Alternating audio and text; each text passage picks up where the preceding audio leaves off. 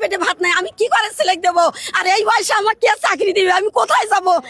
তিনটা লোকে বসে আছি, কোনো চাকরি হয় না। ভ্যাকসিন গ্রুপ যে মালিকই চালাক সে মালিকই ভ্যাকসিন কোটা খুলে দিক। গেল 5 মাস আগে বন্ধ হয়ে যাওয়া কারখানা খুলে দেওয়ার দাবিতে মানববন্ধন করেছে ভ্যাকসিনকো কারখানা শ্রমিক। সকালে নবীনগর চন্দ্রা মহাসড়কের প্রায় 10 কিলোমিটার জুড়ে এই মানববন্ধন কর্মসূচি পালন করেন 14টি ভ্যাকসিনকো কারখানার প্রায় 40,000-এর অধিক পোশাক শ্রমিক। মানববন্ধনে অংশগ্রহণ করেন শ্রমিক, তৃতীয় লিঙ্গ সহ চাকরিচ্যুত শ্রমিকদের পরিবার। এ সময় শ্রমিকরা জানান ব্যাংকিং সেবা প্রদান, বন্ধ কারখানা খোলা সহ বিভিন্ন দাবিতে তাদের এই মানববন্ধন। এছাড়াও দাবি পূরণ না হলে কঠোর আন্দোলনের হুঁশিয়ারি দেন তারা। এদিকে পরিস্থিতি নিয়ন্ত্রণে পুলিশ, সেনাবাহিনী সহ আইন শৃঙ্খলা রক্ষাকারী বাহিনী মোতায়েন করা হয়েছে। তিনটা লোকে বসে আছি, কোনো চাকরি হয় না।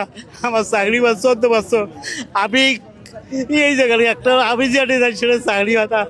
ভাই আমার দেখেন, আমি কোনোটাই বুড়ে পারছি, আমার কোনোটা চাকরি হয় না। আমার দুটা ছেলে, ছোট বাচ্চা নিয়ে আমি আমার গাইবান্ধা জেলায় আমার বাড়ি, সেখান থেকে আমি দুই ছেলের হাত ধরে এখানে আসছি শুধু ছেলে দুটাকে মানুষ করার জন্য। আমার পেটে ভাত নাই, আমি কি করে সিলেক্ট দেবো? আর এই বয়সে আমার কে চাকরি দিবে? আমি কোথায় যাবো? ভ্যাকসিন গ্রুপ যে মালিকই চালাক সে মালিকই ভ্যাকসিন কোটা খুলে দিক। তাই চক্রবর্তীটা একদম মরুভূমি হয়ে গেছে, একদম নিরহ হয়ে গেছে। আমরা চাই ভ্যাকসিন কোটা যা আগের মতন চলে, চক্রবর্তী সব বাড়িওয়ালারা দোকানদারেরা আগের মতনই চলুক, আমরা যেন 2 পয়সা নিয়ে খেতে পারি। ঢাকা শহরে চলার মতো খুব কষ্ট হয়েছে।